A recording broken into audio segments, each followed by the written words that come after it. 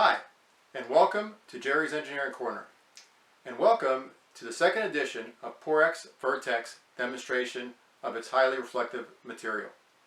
My name is Jerry DiBattista, and I am the Global VP of Porex's PTFE Business Group. Today we are going to do two quick demonstrations on the highly Lambertian reflection of Porex's Virtek PTFE. Due to the COVID-19 pandemic, we are once again coming from my basement workshop. For the two experiments we're going to run, the first one we're going to show how a flashlight with a very specific pattern reflects off different surfaces. One is a mirror, which is a specular diffusion.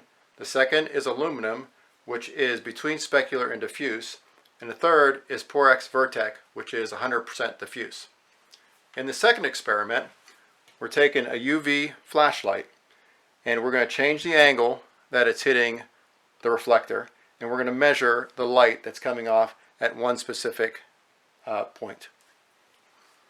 So for the first experiment, we're going to take a flashlight with a square light pattern, and we're going to reflect it off first the mirrored surface. As you can see, the image remains basically the same.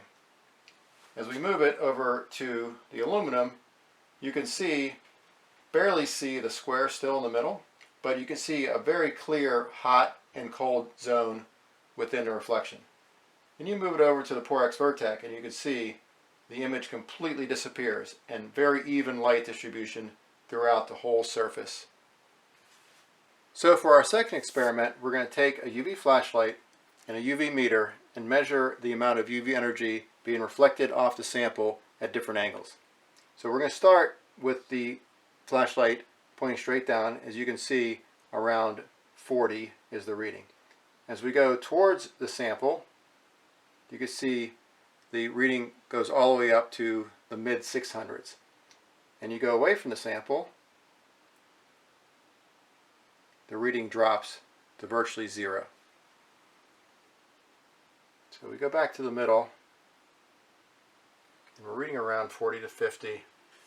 Flip it over to the Porex Virtek side. The same location, you can see the energy coming off much higher, 262. Go towards the sample, about 450 to 500, and go away from the sample, still getting a reasonable amount of energy, even though it's pointing away from the sample of about 120.